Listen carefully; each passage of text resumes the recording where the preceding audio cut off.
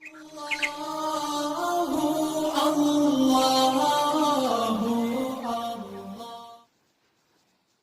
توبہ فی الفور کرنی ضروری ہوتی ہے. مثلاً جوانی میں آپ نے ایک گناہ کیا تو اس کا اسی وقت توبہ کرنی لازم ہو گئی تھی. اب اگر آج احساس ہوا کہ میں نے گناہ کیا تھا تو اب ایک توبہ نہیں کرنی پڑے گی، 2 توبہ کرنی پڑیں گی. ایک گناہ کرنے پر توبہ اور دوسرا گناہ کی توبہ کو جو ہم نے ڈیلے کر دیا، مؤخر کر دیا، اس میں جو دیر کر دی، اس پر بھی توبہ. تو 2 توبہ بندے پہ کرنی ضروری ہو جاتی ہے. تیسرا یہ کہ انسان اپنے نفس پہ اعتماد نہ کرے. کبھی بھی نہ سوچیں کہ جی بس میں نے اس کے ساتھ میل جول چھوڑ دیا ہے، بس کبھی ایسے ہی سلام دعا ہو جاتی ہے. نہ، جب کسی لڑکی کو دیکھا کہ وہ دین کے راستے پہ نہیں، برائی کی طرف کھینچتی ہے، تو آپ اللہ کی رضا کے لیے اس کو چھوڑ دیں. اپنے نفس پہ اعتماد نہ کریں کہ میں تو صرف سلام کرتی ہوں، آج سلام کریں گی، کل کرام کریں گی، پرسوں اس جیسے کام کریں گی. تو اس لیے اپنے نفس پہ اعتماد نہ کریں. پھر حقوق اللہ کو پورے کریں. نماز روزہ اگر رہتے ہیں تو ان کی قضا ادا کریں. حقوق العباد ہوں تو ان کو ادا کریں یا ان کو معاف کروائیں. حرام اور ممنوع اشیاء کو تلف کر دیں.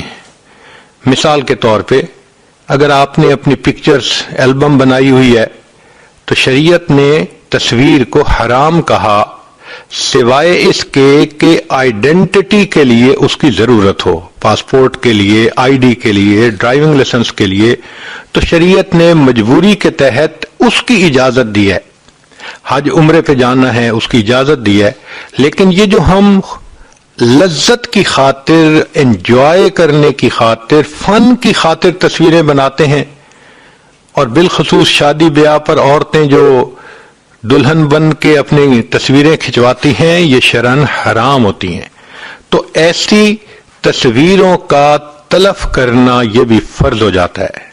یا اگر کسی لڑکی کے کہیں ناجائز تعلقات رہے اور اس مرد نے کوئی چیزیں اس کو گفٹ کے طور پہ دیں، تو ان ناجائز چیزوں کا تلف کرنا اس پر ضروری. خط لکھے ہوئے ہیں، کارڈ بھیجے ہوئے ہیں، سب کو پھاڑ دے، آگ میں ڈال دے اللہ کی رضا کے لیے. حرام مال سے پرورش پانے والے بدن کو نیکی میں استعمال کریں. نیک دوست بنائیں اور توبہ پہ پکا رہنے کے لیے تائبین کے واقعات کو پڑھتی رہیں، یاد کرتی رہیں، تاکہ انسان کی ہمت بلند رہے. چنانچہ غامدیہ قبیلہ کی ایک عورت نبی علیہ الصلوۃ والسلام کی خدمت میں حاضر ہوئی. کہنے لگی، اے اللہ کے حبیب صلی اللہ علیہ وسلم، مجھ سے بڑا گناہ سرزد ہو گیا ہے، آپ مجھے پاک کر دیجئے. وہ عورت یہ جانتی تھی کہ ایک ہوتی ہے پیشاب پخانے کی ناپاکی، یہ پانی بہانے سے دھل جاتی ہے.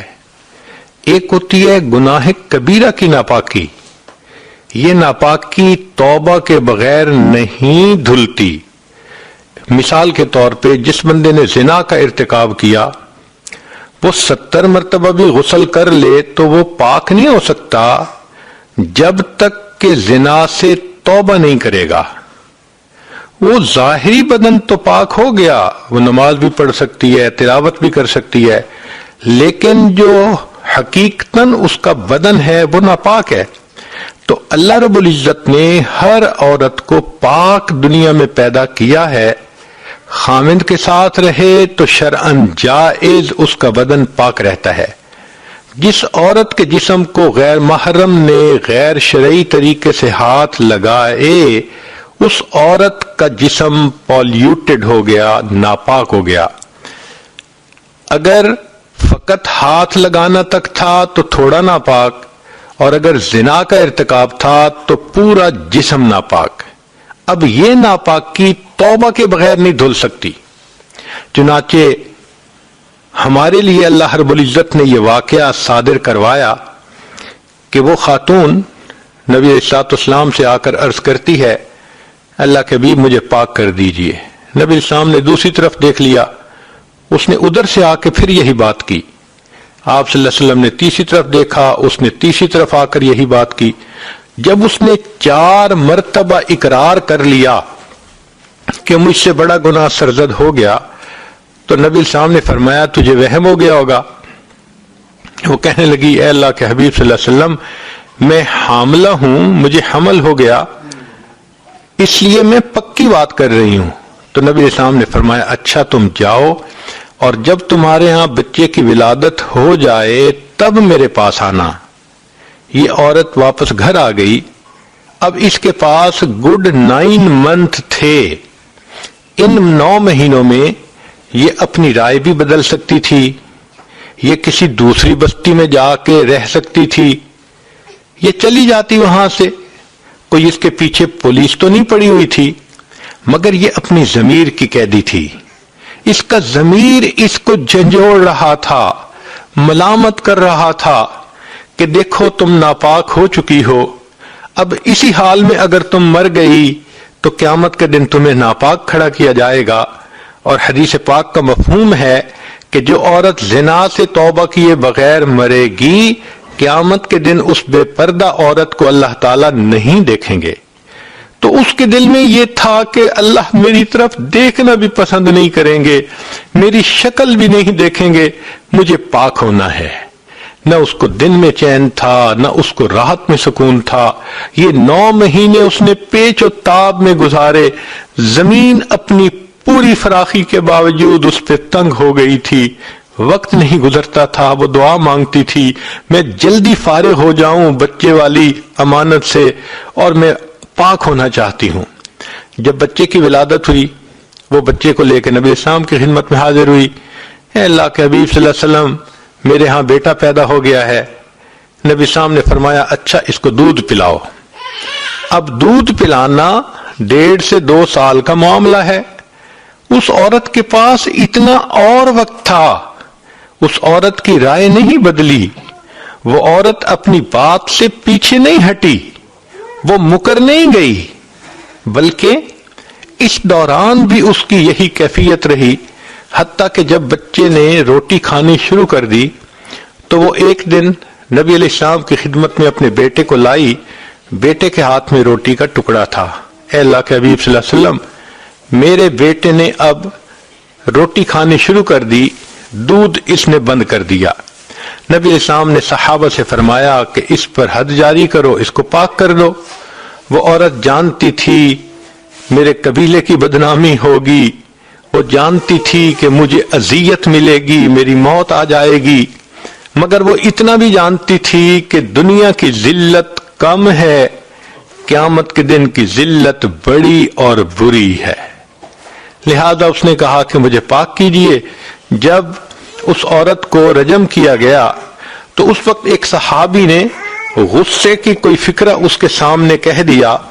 نبی علیہ السلام نے سنا تو نبی علیہ السلام نے غصے کی بات کرنے والے صحابی کو منع کیا اور فرمایا کہ نہیں، لقد تابت توبتن، اس عورت نے ایسی سچی توبہ کی ہے، لو قسمت بین 70 من اہل المدینہ وسعتہم، کہ اگر مدینہ کے 70 گناہگاروں پر اس کا ثواب تقسیم کیا جاتا اللہ 70 کی بھی مغفرت فرما دیتے۔ تو ایسے لوگ کہ جن سے غلطی سرزد ہوئی اور پھر وہ عزم کے پہاڑ بن گئے، پھر انہوں نے ایسی توبہ کی جیسی کرنی چاہیے تھی، ان تائبین کے واقعات پڑھ کر بھی انسان کو ہمت ملتی ہے۔ توبہ کرنے والے کے ذہن میں بس اوقات یہ اشکال ہوتا ہے کہ میں نے تو جی زندگی کے پچھلے 30 سال گناہوں میں گزار دیے، میں نے تو بہت گناہ کیے، اتنے سارے گناہ میرے اللہ معاف کر دیں گے؟ جی ہاں، جتنے بھی گناہ ہوں گے اللہ تعالیٰ معاف فرما دیں گے۔ فرمایا اے میرے بندے، اگر تیرے گناہ آسمان کے ستاروں کے برابر ہیں، اگر تیرے گناہ ساری دنیا کے درختوں کے پتوں کے برابر ہیں، اگر تیرے گناہ समुद्रों के पानी के कतरों के बराबर हैं। अगर तेरे गुनाह सारी दुनिया की रेत के जर्रात के बराबर हैं, तेरे गुनाह थोड़े हैं, मेरी रहमत ज्यादा है। तू तौबा करेगा, मैं तेरी तौबा को फिर भी कबूल कर लूंगा। चुनाचे बुखारी शरीफ की रिवायत है, अबू सईद बिन मालिक बिन सनान लानु रवायत करते हैं कि बनी इसराइल का एक आदमी था जिसने 100 बंदों को कत्ल किया था। वो तौबा की नीयत से घर से चल पड़ा, रास्ते में मौत आ गई। अल्लाह ने तौबा की नीयत से चलने की बिना पर उसके गुनाहों को माफ कर दिया था। कभी जहन में यह सवाल पैदा होता है कि जी बद किरदार मुझ पर चढ़ाई करते हैं, वो जी मैं तो गुनाहों से बचती हूं, मगर वो जो बंदा है ना वो मेरा पीछा नहीं छोड़ता, कॉलें करता है, मैसेज करता है, मैंने तो सिम भी बदल ली, फिर कहीं से उसने मेरा नंबर तलाश कर लिया, मैं क्या करूं। भाई बात सीधी है कि जब आपने तौबा कर ली, अब कोई आपको गुनाह पे मजबूर कैसे कर सकता है। सहाबा लानुम के वाकयात देखिए। काब बिन मालिक लानो एक सहाबी हैं।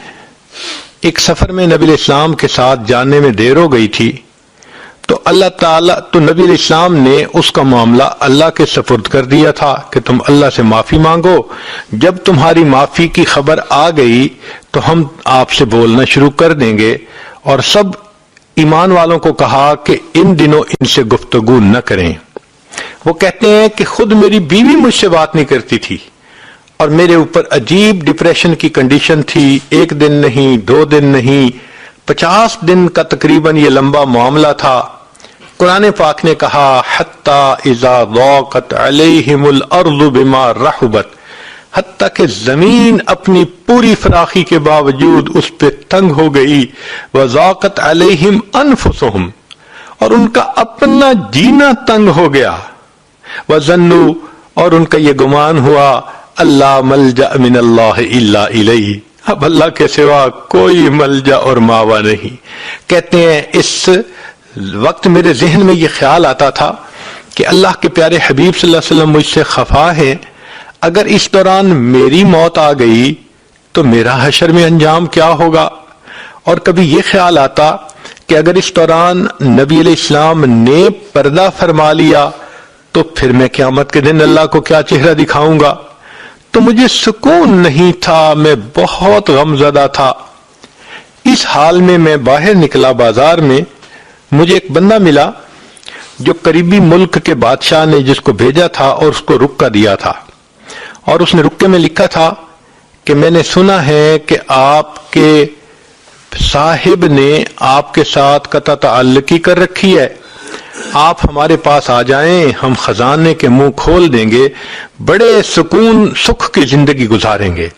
वो फरमाते हैं कि ये गुनाह की ऑफर थी, कुफ्र पे आने की ऑफर थी।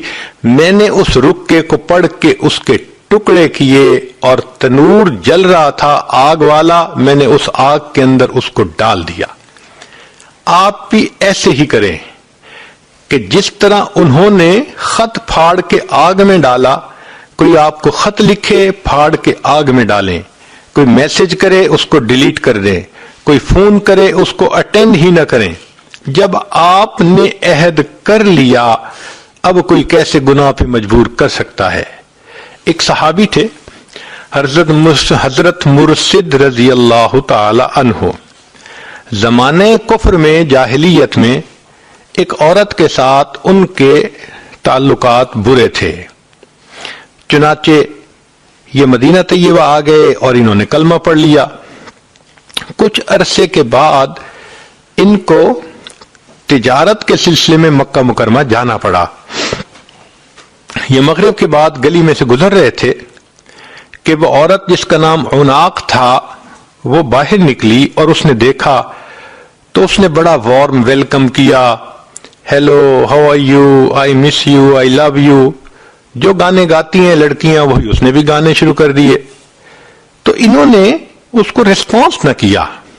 वो बड़ी हैरान, मुर्शिद तुम वही हो ना कि जो मक्का की गलियों में मेरे पीछे फिरते थे, मुझे मिन्नतें करते थे, मेरी सिमाजत करते थे कि थोड़ा वक्त मेरे साथ गुजार लो। اور میں تمہیں اپنا چہرہ نہیں دکھاتی تھی، آج تم اتنے بے پرواہ کہ میری طرف دھیان ہی نہیں کرتے۔ سنو، میرا خامند سفر پہ گیا ہوا ہے اور میں گھر میں اکیلی ہوں، تم اپنے کام سمیٹ کے آ جانا، ہم آج رات دونوں اکٹھا گزاریں گے۔ اس عورت نے گناہ کی دعوت دی۔ مطلعانوں نے کہا کہ نہیں، میں نہیں آؤں گا۔ اس دوران اس نے دیکھا کہ یہ شخص تو میرے چہرے کی طرف ہی نہیں دیکھ رہا، تو اس نے کہا کہ کیا مسئلہ ہے، تم آنکھ اٹھا کے چہرے کی طرف کیوں نہیں دیکھتے؟ تو مرسلانوں نے جواب دیا، اب ان آنکھوں نے اس ہستی کو دیکھ لیا ہے کہ جس کو دیکھنے کے بعد یہ کسی غیر محرم پہ نہیں پڑ سکتی۔ وہ تو اس بات کو نہیں سمجھتی تھی۔ وہ ذرا آگے بڑھی تاکہ ان کا بازو پکڑے، کیونکہ طبیعت ایک دوسرے کے ساتھ تو بہت کھلی تھی، کئی مرتبہ گناہ کر چکے تھے مل کے۔ تو جب اس نے ہاتھ آگے بڑھایا نا ان کو پکڑنے کے لیے، تو مرشد اللہ نے کہا کہ خبردار مجھے ہاتھ مت لگانا، ورنہ میں اپنی تلوار سے تمہارا کام تمام کر دوں گا۔ جب انہوں نے یہ کہا تو وہ گھبرا گئی اور گھر چلی گئی۔ تو محدثین نے لکھا ہے کہ جیسے مرشد رضی اللہ عنہ نے اس عناق کے ساتھ ریسپونڈ کیا، آج ہمیں کسی بد کردار کے ساتھ گناہ کے معاملے میں ایسے ریسپونڈ کرنا چاہیے۔ جب آپ فرم ہیں، مضبوط ہیں، آپ نے سچی توبہ کر لی، آپ کے پاؤں کے نیچے چٹان ہے، کوئی آپ کو گناہ پہ کیسے مجبور کر سکتا ہے؟ ہاں، حدیث پاک میں کچھ دعائیں بھی ہیں، ان کو بھی پڑھیں تاکہ اللہ تعالیٰ شریروں کے شر سے نجات عطا فرمائے۔ اللہم انا نجعلک فی نحورہم ونعوذ بک من شرورہم۔ ایک دعا ہے، اللہم استر عوراتنا وآمن روعاتنا۔ ایک دعا ہے، اللہم لا تشمت بنا الاعداء ولا الحاسدین۔ کبھی ذہن میں یہ اشکال پیدا ہوتا ہے کہ میں توبہ تو کر چکی ہوں مگر پرانی یادیں عذاب بن گئی ہیں۔ حضرت 6 سال گزر گئے، اس شخص کا خیال ذہن سے ہی نہیں جاتا، میں نماز پڑھنے کھڑی ہوتی ہوں مصلی پہ، مجھے اس وقت بھی اسی کا خیال آ رہا ہوتا ہے۔ بھائی، پرانی یادیں واقعی عذاب ہوتی ہیں اور اللہ ہی اس عذاب سے نجات دے سکتا ہے۔ اس کا طریقہ یہ ہے کہ آپ نماز کے بعد، تلاوت کے بعد یا 2 رکعت نفل پڑھ کے اللہ سے مدد مانگیں، اللہ رحمت کر دیجئے، اللہ کی رحمت کا معاملہ ہوگا، اللہ اس پوری میموری کو ہی ڈیلیٹ کر دیں گے، ماضی کی کوئی بات یاد ہی نہیں آتی۔ چنانچہ علماء نے لکھا ہے کہ توبہ قبول ہونے کی چند علامات ہیں، ان میں سے ایک علامت یہ ہے کہ اللہ تعالیٰ اس کو ماضی کی باتیں بھلا دیتے ہیں، خیال ہی نہیں آتا، کبھی اس کے بارے میں سوچ ہی نہیں جاتی۔ تو اگر توبہ قبول ہو جائے گی تو یہ میموری بھی آٹومیٹیکلی ڈیلیٹ ہو جائے گی۔ کبھی ذہن میں یہ خیال آتا ہے کہ کیا گناہوں کا اعتراف کرنا ضروری ہے کہ میں مانوں کہ میں نے گناہ کیے؟ جی ہاں، اللہ تعالیٰ کے سامنے تو اعتراف کرنا پڑے گا، یا تو اس دنیا میں کرنا پڑے گا ورنہ پھر آخرت میں کرنا پڑے گا۔ نبی اسلام نے دعا سکھائی، ابوء لک بنعمتک و ابوء بذنبی، اے اللہ میں آپ کی نعمتوں کا بھی اعتراف کرتا ہوں اور میں اپنے گناہوں کا بھی اعتراف کرتا ہوں۔ تو رب کے سامنے تو اعتراف کرنا ضروری ہے، جو دنیا میں نہیں کرے گا تو پھر وہ جہنم میں جا کے کرے گا۔ قرآن پاک میں فرمایا کہ جہنمی کہیں گے فَاعْتَرَفُوا بِذَنبِهِمْ فَسُحْقًا لِّأَصْحَابِ السَّعِيرِ، وہ اپنے گناہوں کا اعتراف کریں گے، بربادی ہے، ناس ہے ان جہنم والوں کے لیے۔ تو دیکھیے، یا تو دنیا میں اعتراف کرنا پڑے گا ورنہ پھر جہنم میں جا کے تو اعتراف کرنا ہی پڑے گا۔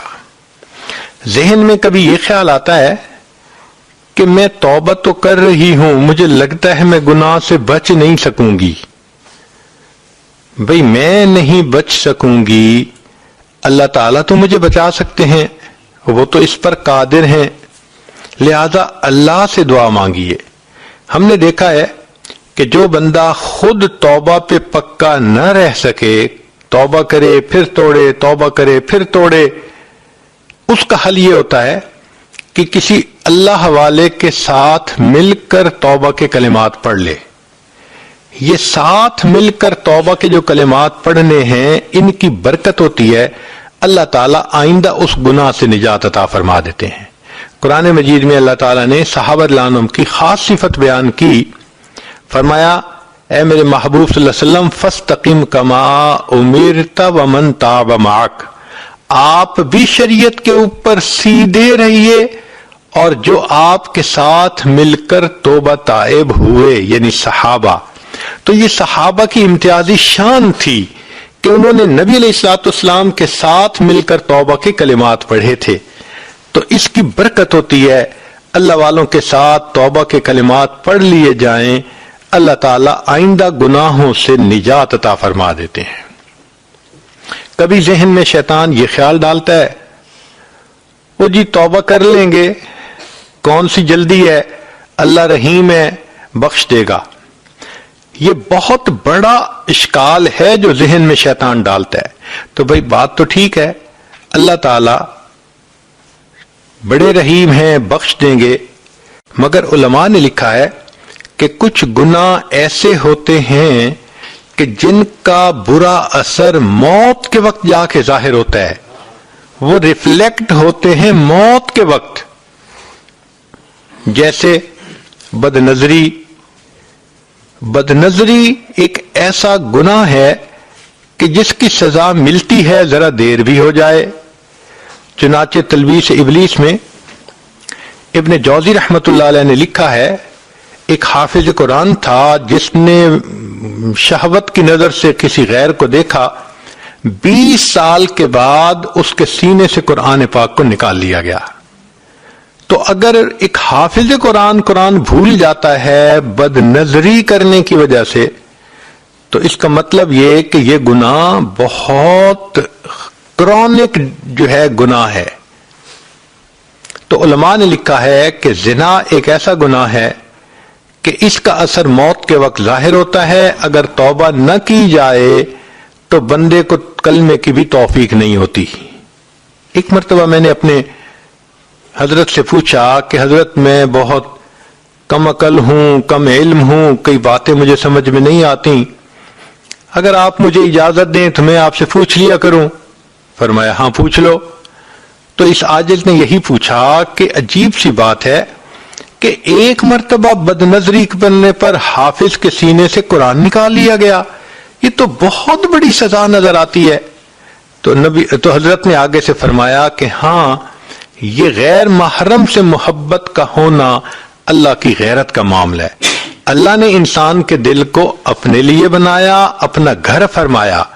اب اس گھر میں جب کسی غیر کو ہم لاتے ہیں، بساتے ہیں، اللہ کو غیرت آتی ہے.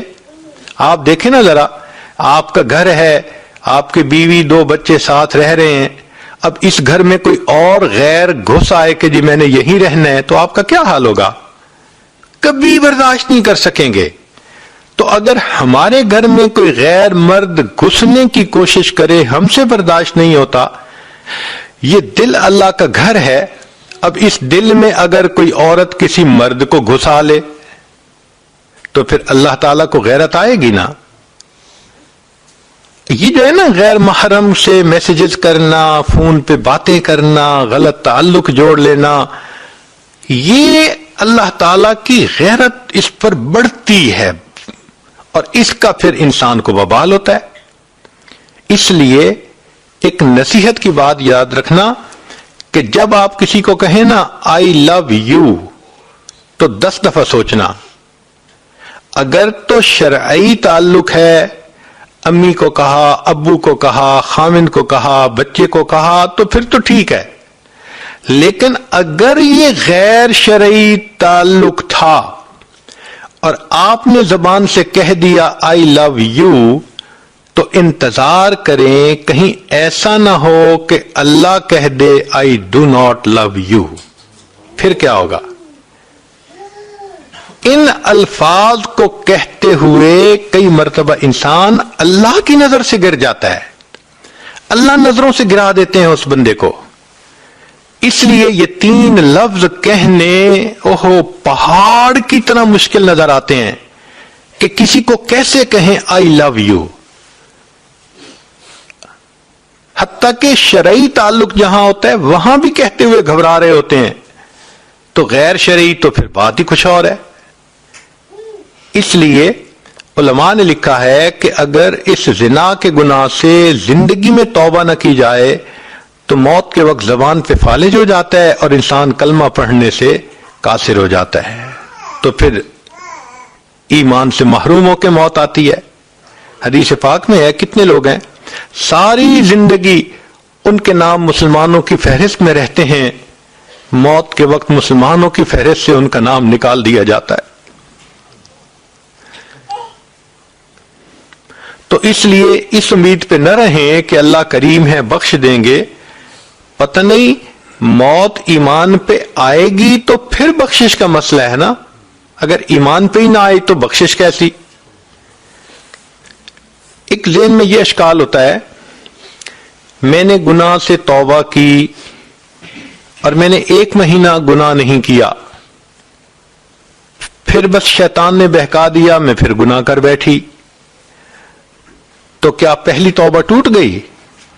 سنیں، پہلی توبہ نہیں ٹوٹی، وہ تو قبول ہو چکی. ہاں اب اگر گناہ ہو گیا تو اس نئے گناہ پر نئی توبہ کرنی پھر ضروری ہو گئی. کبھی ذہن میں یہ آتا ہے کہ ایک گناہ کرتے ہوئے میں دوسرے گناہ سے توبہ کر سکتی ہوں. مثال کے طور پہ ایک لڑکی بے پردہ بھی گلی میں پھرتی ہے اور اس کے غیر محرم سے تعلقات بھی ہیں. اب وہ کہتی ہے ٹھیک ہے میں غیر محرم سے تعلقات تو ختم کر دیتی ہوں مگر میں بھی پردہ نہیں کر سکتی. تو کیا ایک گناہ کرتے ہوئے دوسرے گناہ سے توبہ کر سکتی ہے؟ جواب جی ہاں کر سکتی ہے. فوراً توبہ کرے، اس کی برکت سے اللہ تعالیٰ اس پہلے والے گناہ سے بھی توبہ کی توفیق عطا فرما دیں گے. ذہن میں یہ خیال آتا ہے کہ میں نے تو پچھلے 15 سال سے نماز قضا کی، روزے بھی نہیں رکھے، 10 دن جو ہوتے ہیں عورتوں کے خاص جن کو قضا کرنا ضروری ہوتا ہے، تو میں کیا کروں؟ بھائی اگر آپ نے 1 لاکھ پاؤنڈ قرضہ لیا، اب اس کو لوٹانا پڑ گیا ہے اور ابھی آپ کے پاس نہیں، تو آپ اس کے سے قسطیں بنوا لیتی ہیں، انسٹالمنٹس بنوا لیتی ہیں کہ جی میں آپ کو 1000 ہر مہینے دیا کروں گی. تو جس طرح قسطیں بن جاتی ہیں اس طرح آپ اللہ تعالی کے سامنے نمازوں روزوں کی قسطیں بنائیں. کیسے؟ روزانہ کی 5 نمازیں قضا پڑھا کریں، ہر روز 5 نمازیں، تو 15 سال کی اگر قضا ہیں تو 15 سالوں میں ٹوٹل اماؤنٹ پوری ہو جائے گی. اور اگر اس دوران موت آ گئی تو ہم نے دیکھا ہے کہ جو لوگ انسٹالمنٹس دینی شروع کر دیتے ہیں تو کمپنیز والے ان کے ساتھ نرمی کرتے ہیں کہ اس نے واقعی بھئی اب پیسے دینے شروع کر دیے. تو جو بندہ انسٹالمنٹس دینی شروع کر دے گا اگر موت بھی آ گئی ہم امید کرتے ہیں اللہ قیامت اس دن اس کے ساتھ آسانی فرمائیں گے. ایک بندہ کہتا ہے میں نے غیبت کی، تو بھئی غیبت کی اللہ رب العزت سے بھی معافی مانگنی پڑتی ہے اور غیبت کی اس بندے سے بھی معافی مانگنی پڑتی ہے جس کی غیبت کی گئی ہو. اب اس کا طریقہ یہ ہے کہ اس سے بھی معافی مانگیں اور اللہ تعالی سے بھی معافی مانگیں.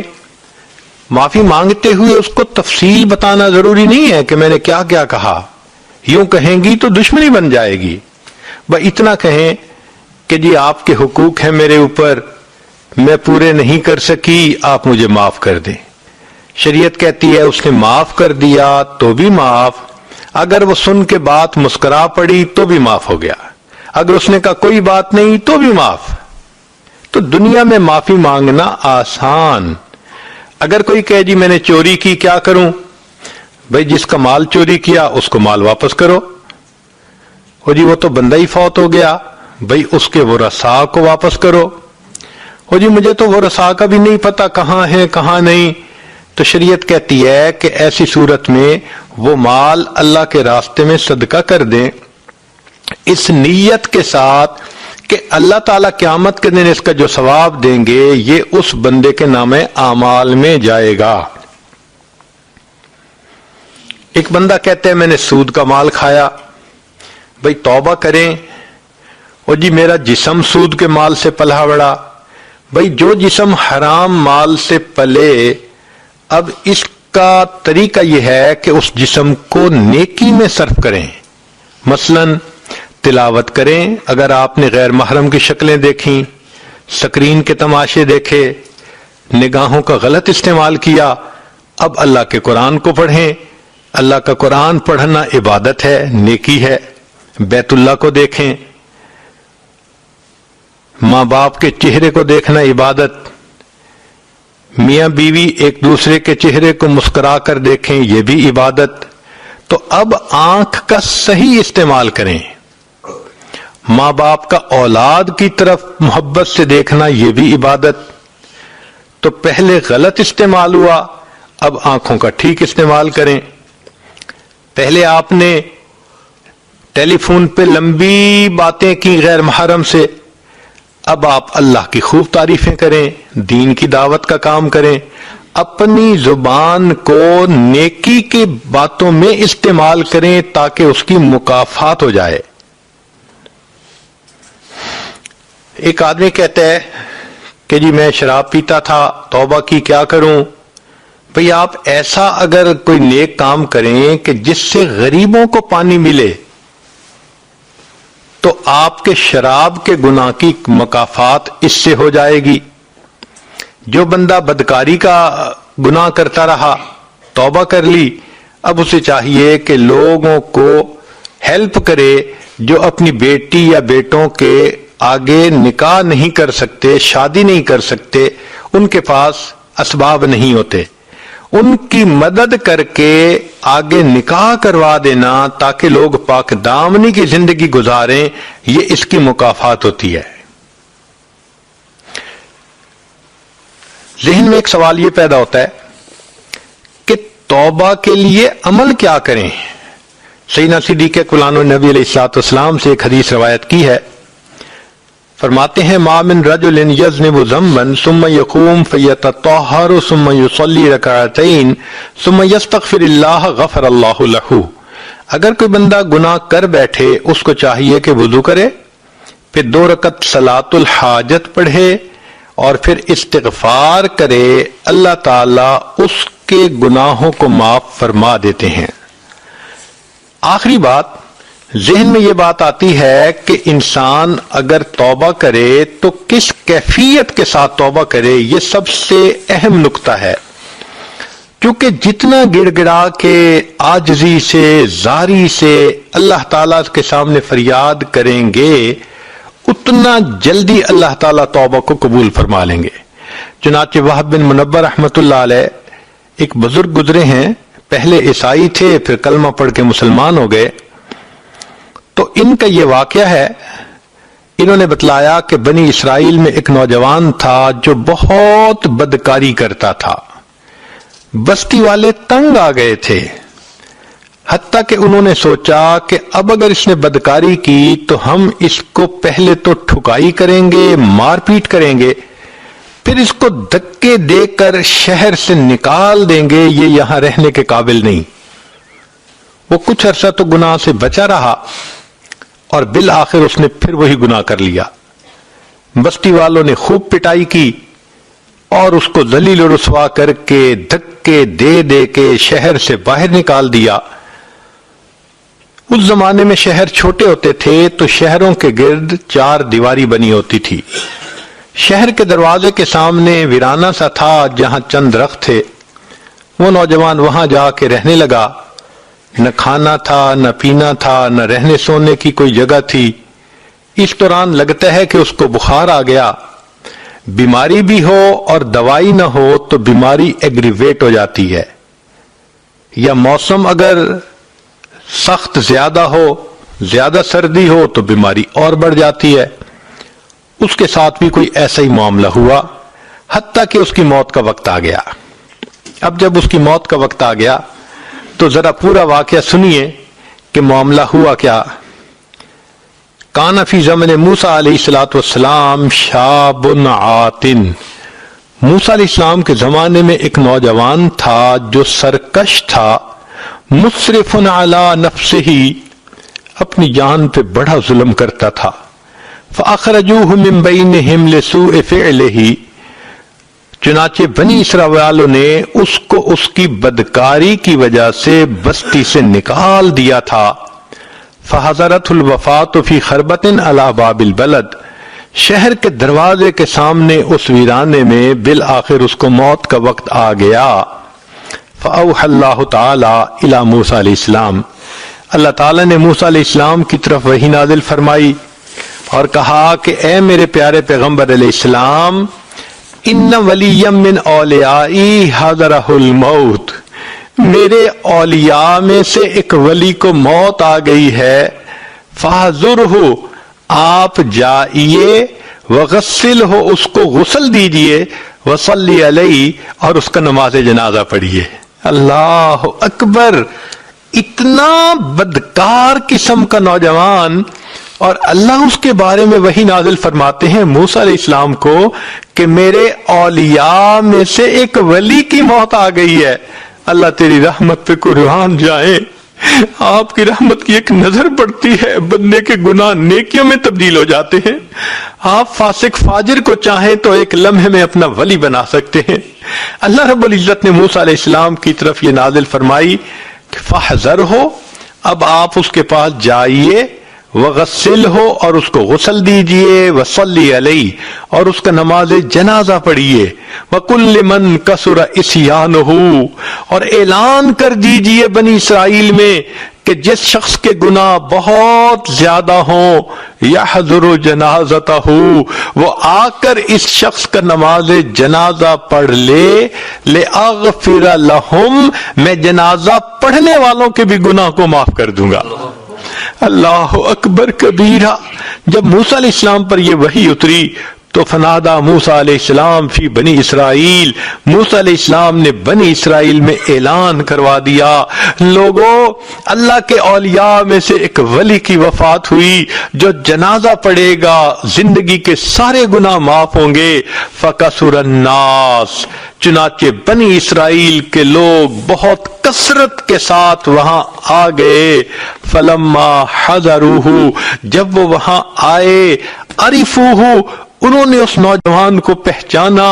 فقالو، کہنے لگے، یا نبی اللہ، اے اللہ کے نبی علیہ الصلوۃ والسلام، ھذا ھو الفاسق، یہ تو وہی فاسق و فاجر شخص ہے، الذی اخرجناہ، جس کو ہم نے بستی سے نکال دیا تھا ذلیل و رسوا کر کے. فتعجب موسیٰ من ذالک، موسیٰ علیہ السلام اس بات پہ بڑا تعجب کرنے لگے کہ بات تو لوگوں کی بھی ٹھیک ہے.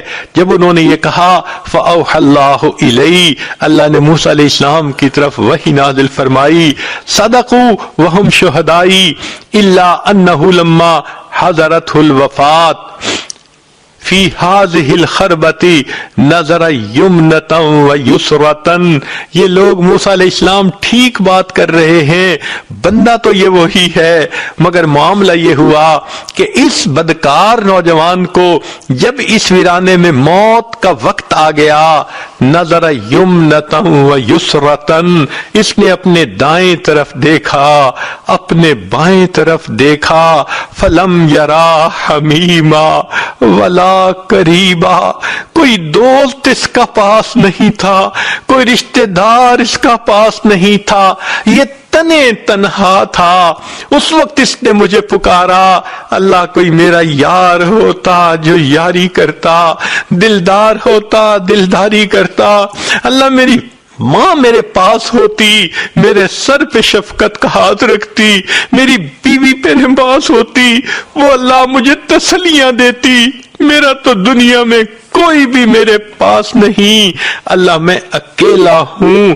اللہ فرماتے ہیں، ورعا نفسہ وحیدتن غریبتن، اور اس نے اپنے آپ کو دیکھا دھتکارا ہوا ہے، اکیلا ہے ذلیلتن، ذلت کے حال میں ہے، منکسرتن، اور اس کا دل ٹوٹا ہوا تھا۔ اور سچی بات تو یہ ہے جس کا دل ٹوٹتا ہے پروردگار اس کو رحمت کی نظر سے دیکھتے ہیں۔ چنانچہ اس حال میں اس نوجوان نے اللہ سے یہ دعا مانگی، فرفع بصرہ الیہ، اس نوجوان نے آسمان کی طرف نگاہ کر کے یہ کہنے لگا، الہی عبد من عبادک، اللہ تیرے بندوں میں سے میں بھی تو ایک بندہ ہوں، اللہ میں گناہ کر کے کوئی بندوں کی لسٹ سے تو نہیں نہ نکلا، نیکوں کی لسٹ سے تو میں نکل گیا، مگر گناہگار ہوں، بندہ تو میں آپ ہی کا ہوں نا۔ یہ تو ایسے ہی ہے کہ جیسے ایک بیٹا نافرمان بن جائے اور پھر وہ ماں کو مناتے ہوئے کہنے لگے، امی اگرچہ میں بڑا بدکار ہوں، بیٹا تو آپ ہی کا ہوں، وہ بیٹے کی فہرست سے تو خارج نہیں نہ ہو سکتا، وہ بیٹے والی محبت تو ماں کو بیٹے سے ہوتی ہے۔ اس بندے نے بھی اللہ کی رحمت کو اسی طرح پکارا، اللہ میں بڑا گناہگار ہوں، خطا کار ہوں، مگر عبد من عبادک، اللہ آپ کے بندوں میں سے ایک بندہ ہوں، میرے مولا مجھ پر رحمت کی نظر فرما دیجئے۔ اگر مجھے معلوم ہوتا کہ مجھے بخش دینے سے آپ کی رحمت گھٹ جائے گی اور مجھے سزا دینے سے آپ کی شان بڑھ جائے گی، اللہ میں کبھی آپ سے مغفرت کا سوال نہ کرتا، اس لیے کہ ہمارے گناہوں سے آپ کی شان نہیں گھٹتی، ہمارے گناہوں سے آپ کی شان نہیں گھٹتی، اور ہمارے نیک بن جانے سے آپ کی شان نہیں بڑھتی۔ اللہ آپ تو بہت بلند ہیں، اور اللہ آپ نے موسیٰ علیہ السلام کی طرف یہ پیغام بھی بھیجا ہے، انی انا الغفور الرحیم، کہ میں بڑا غفور اور بڑا رحیم ہوں۔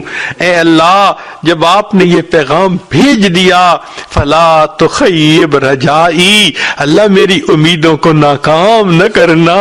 یا موسیٰ، اے موسیٰ علیہ السلام، افکان یحسن بی ان اردہ وہو غریب علی ہذہ الصفۃ، کیا مجھے یہ بات اچھی لگتی تھی کہ میں اس کی دعاؤں کو رد کر دیتا جبکہ وہ اس حال میں تھا، وقد توسل الی بی، اور اس نے میری رحمتوں کا واسطہ دے دے کر مجھ سے دعائیں کی، وتضرع بین یدی، میرے سامنے خوب آنسو بہائے، خوب گڑ گڑایا، وعزتی، اے موسیٰ علیہ السلام مجھے اپنے عزت و جلال کی قسم ہے، لو سالنی فی المذنبین من اہل الارض جمیعا لوہبتہم لہ لذل غربتہ، کہ اگر اس وقت وہ نوجوان پوری دنیا کے گناہگاروں کی بخشش کا مجھ سے سوال کرتا، میں پروردگار ساری دنیا کے گناہگاروں کو بخش دیتا۔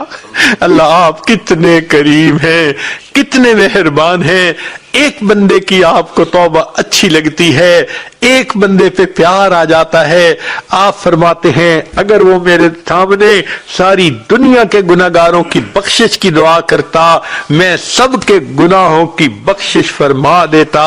پھر اس کے بعد رب کریم فرماتے ہیں، یا موسیٰ، اے موسیٰ علیہ السلام، انا کہف الغریب، میں پردیسی کی پناہ گاہ ہوتا ہوں، وحبیبہ، جس کا کوئی دوست نہیں ہوتا، اس کا دوست میں پروردگار ہوتا ہوں، وطبیبہ، اور جس کی تیمارداری کرنے والا کوئی نہیں ہوتا، اس کا تیماردار میں ہوتا ہوں، وراحمہ، اور جس پہ ترس کھانے والا کوئی نہیں ہوتا، میں پروردگار اس پہ ترس کھا لیتا ہوں۔ آج ہم بھی اللہ سے یہی دعا کرتے ہیں، اے اللہ ہم پر ترس کھا لیجئے، ہم نے بہت گناہ کیے، ہم نے اپنی جانوں پہ ظلم کیا، اللہ آج احساس ہوا کہ ہم نے اپنے بدنوں کو ناپاک کیا ہوا ہے، اے کریم آج ہمارے بدن پاک فرما دیجئے، ہمیں قیامت کے ان کی ذلت سے بچا لیجئے۔ اللہ دو بندوں کے سامنے کی ذلت ہم سے برداشت نہیں ہوتی، قیامت کے دن ساری مخلوق کے سامنے کی ذلت کیسے برداشت ہوگی؟ اللہ دنیا کی دھوپ کی جو ہے گرمی ہم سے برداشت نہیں ہوتی، جہنم کی آگ کی گرمی ہم سے کیسے برداشت ہوگی؟ کریم آقا آج رحمت فرما دیجئے، ہمارے پچھلے گناہوں کو معاف کر دیجئے، آئندہ ہمیں نیکوکاری اور پرہیزگاری کی زندگی عطا فرمائیے۔ وآخر دعوانا